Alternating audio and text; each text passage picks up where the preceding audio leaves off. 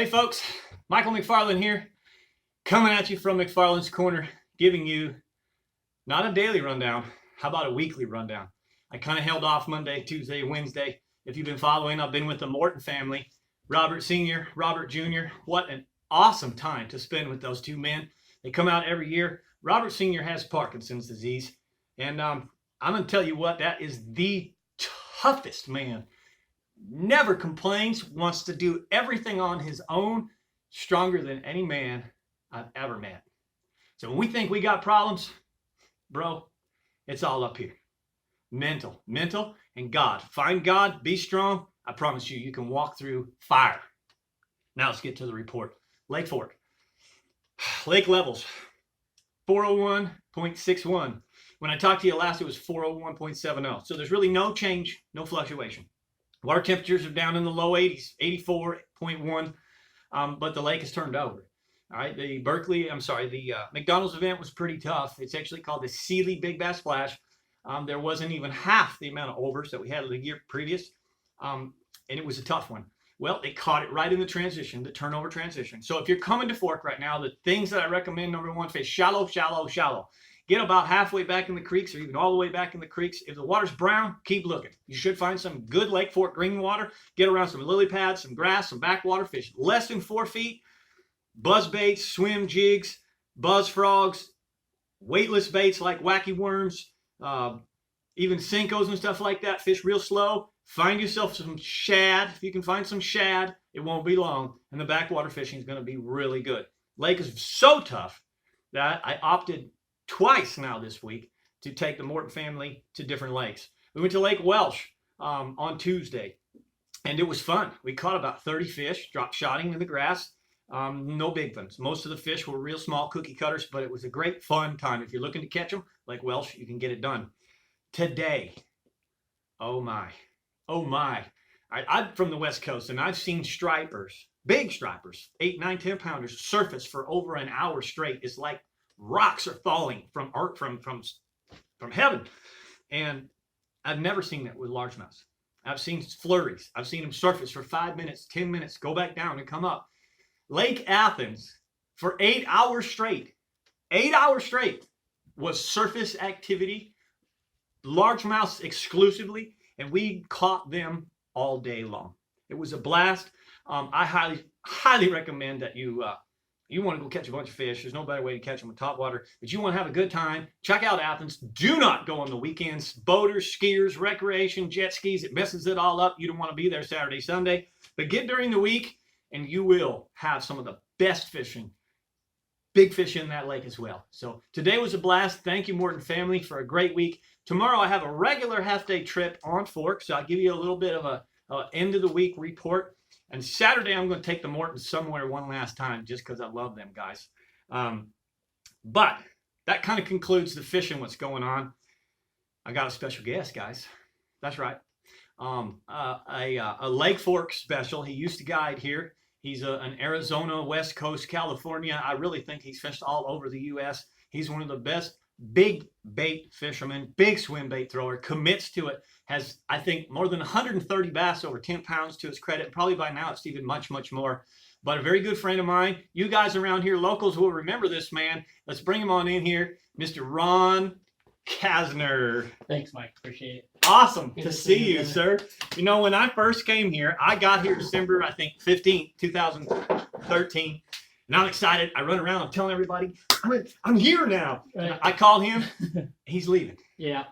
I mean, the week I got here, he's packed up and leaving. I think I bought your barbecue from you. You did. And it was like, oh man, I gave you all my chips, my Lance Fit. You sure did, and I still have it. Now with some of the original stuff. Yeah, the original stuff. Lance has really done incredible. Yeah. You should see what he's got now. Man, that guy's amazing. But let's talk about you. How you been? Been good. Not doing as much fishing as I used to. Lakes are kind of down in Arizona. We're having a real bad fish kill. They're coming back though. Last year or so, they've been showing up big fish again, which is really nice. Kind of got out of the guiding business a little bit. Still do some on the side, make a little bit of money. Sure. I don't advertise anymore. I do have cards and things, but I get most of it word of mouth. Yeah. People know that it come from Well, Florida. you've done it so long, you bet. And you know how to treat customers right, and you do know how to find and catch them big fish. On a real quick point, I don't want to get into the Arizona politics of Sure, fishing. yeah, me either. Politics and fishing all across the world are tough because our lakes are built for municipal sources. But man, I tell you what, of all the United States states, they are the worst. And I will say that they do not take care of those fish in any shape or form. They do not care. And I understand, again, it's a toss up. They're there. The water's there for power and municipal. But when some simple strategic things can be done to stop those things and they refuse to, they don't want to work with it. And that's the sad thing about the West Coast. I mean, you've got the Delta, the Cal Delta. They're now spraying all the grasses in Cal Delta. They let the sea lions come in and take over and eat everything. It's unfortunate, but the West Coast is coming unwound. So yeah. I'm really grateful to be here in Texas, where we appreciate those fish. There's constant programs. They protect it. Try and catch a big bass here, and you ain't supposed to keep it. And keep it. Watch what happens. All right. Absolutely. You trust me. I'm not telling you to really do it. We're making a mockery of this because of the game and fish. Texas Parks and Wildlife can come to your house and go in your house without a warrant. If they think you got deer in your freezer, they think you took a big bass home or a wrong limb of the crappie, they ain't got to get a warrant, bud. And that to me is the real deal. That's the real deal. More power than the FBI and the CIA. More power, and they don't abuse it.